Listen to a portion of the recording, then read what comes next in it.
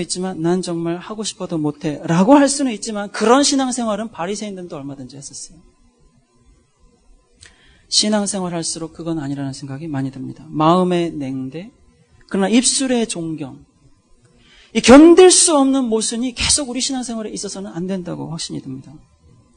예수를 슬퍼할 수 없는 이유도 사실은 이것 때문이에요. 난 정말 예수를 존경하고는 있는데 입으로 말이죠. 교회에 오는 어떤 행위로 말이죠. 예수 믿는다고 인정받을 수 있는 객관적인 어떤 증거로 말이죠. 난 예수께 할 걸 다 하는데 그러나 진정 예수께 대한 마음에서 우러나오는 존경심. 예수는 그렇습니다. 왜 나를 주라고 부르긴 하지만 내가 말하는 것은 무시하는지. 교회가 기본적으로 교양이 있는 사람들이 들어오게 되고요.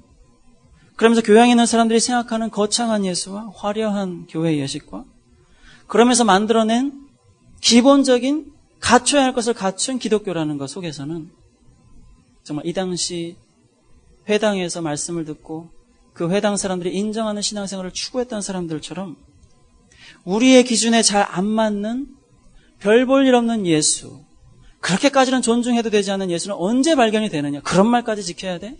예수님이 그렇게 말했어도 현실이 그렇잖아요 라는 우리말에서 여과되지 않고 나오죠.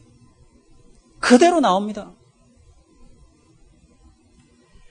여러분, 예수를 처량히 여기는 마음은요, 가끔씩 여러분이 교회는 아마 저런 게 아니었을 텐데 하면서 쓸쓸함을 느낄 때 여러분은 그런 예수님을 생각하면서 막 사랑하고 울고 그런 건 아닐지 모르지만 실제로 예수는 그런 때 자기를 향한 진심에서 나오는 진정한 동정심을 그런 때 느낍니다.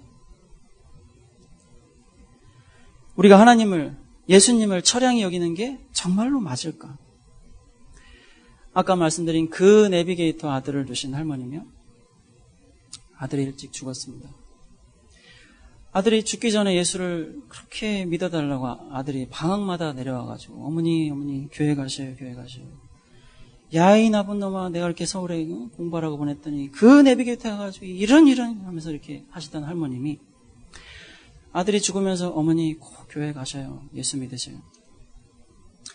이번 주에 한국의 사랑의 교회 옥하는 목사님이 소천하셨습니다. 제가 이제 그 인터넷 카페도 봤더니 교인들이 그렇게 많이 울 수가 없어요. 비슷한 연배의 목사님들 찾아와서 통곡을 하면서 울었습니다. 옥하는 목사님 돌아가셔서 슬프다고. 이 시골 할머니가 아들이 죽은 다음에 계속 울다가 이제 좀 슬픔이 가라앉고 나서 우리 아들이 예수 믿으라고 했는데 내가 예수 믿으면 우리 아들을 만날 수는 있을까 생각을 해서 교회를 가셨습니다. 교회를 가가지고 처음에는 정말 뭐가 뭔지 잘 모르시고 계속 목사님한테 우리 아들 만나야 되니까 표 좀 달라고. 표가 있어야 가지 않냐고. 목사님이 계속 오시면 할머님 나중에 드릴게요. 오셨습니다. 시간이 지나서 어느 날 할머님이 갑자기 또 막 우시더래요. 어머니 왜 갑자기 우셔요? 그랬더니 할머님이 하나님이 딱해서 온다고. 하나님이 왜 딱하세요? 하나님도 참 딱하시더만요. 하나님도 자기 아들이 그렇게 죽었더라고요. 하면서 우시더래요. 그 할머님이 나중에 계속 교회 나오실 때 목사님 물어봤습니다. 할머니 표 안 필요하세요? 목사님 참 무식한 소리 다 하시네요. 아버지가 나한테 그냥 데리고 갈 낀데 표는 무슨 표래요? 그러시더랍니다. 제가 청년 때 다녔던 교회 목사님이 자기 친구 목회 얘기를 하면서 실제 있었던 얘기를 들려주신 겁니다.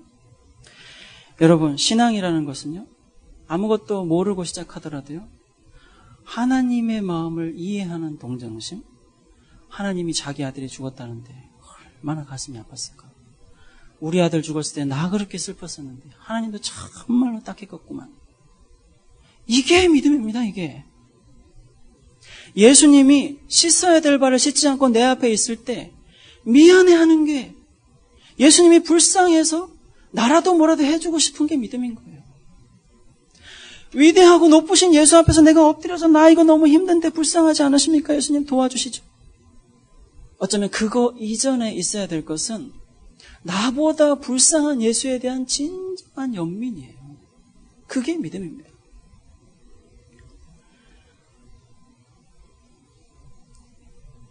홀대받는 예수를 슬퍼함, 그것이 믿음이고요. 죄가 용서받는다는 것은 그렇게 제대로 받아야 할 것을 받지 못한 예수에게 내가 뭔가를 하고 싶어서 나의 순결한 것을 바칠 때 그것을 사랑이라고 합니다.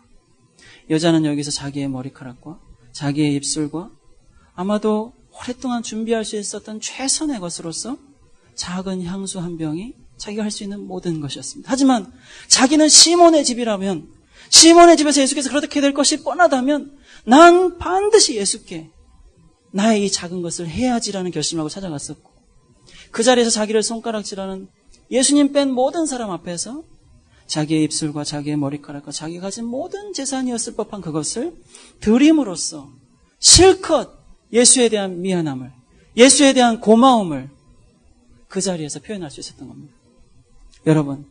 여러분이 무슨 공부를 하시든 간에, 어떤 직장 생활을 하시든 간에, 스티븐 호킹 같은 사람이 무한한 우주, 신이 없다 그러고요. 오프라 윈프리 같은 사람이 꼭 예수를 만나야 길이 있냐고. 외계에 가면 우주인도 있고, 저 어디에 가면 예수를 전혀 모르는 사람도 있는데, 다 그 사람들 다 결국에는 예수께 가는 건데, 하나님께 가는 건데, 왜 꼭 예수가 위대하다고, 그분만 길이라고 하냐고 하는 말들을 들을 때 슬픔을 느껴보실 수 있다면 믿음이 있다고 하실 수 있겠습니다. 왜 우리는 예수를 진정으로 동정하지는 못한 채 존중한다고만 믿고 있을까요? 예수를 불쌍하다고 여기지 않는다면 어떻게 예수를 대접할 수 있는 마음이 생길 수 있을까요? 우린 정말 예수를 사랑한다면 내가 가지고 있는 것으로 다른 사람이 대접하지 못하는 것을 예수께 대접하고 싶다고 생각해야 하지 않을까요? 기도하겠습니다.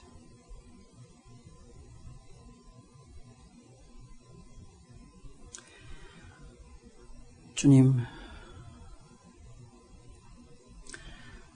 어쩌면 예수는 내가 누리고 있는 이 기본적인 의식주의 수준보다, 내가 이미 갖춘 교육의 수준보다, 경제적 생활 능력보다 훨씬 더 부족하고 모자라고 보잘것없는 분이셨을 것이 뻔합니다.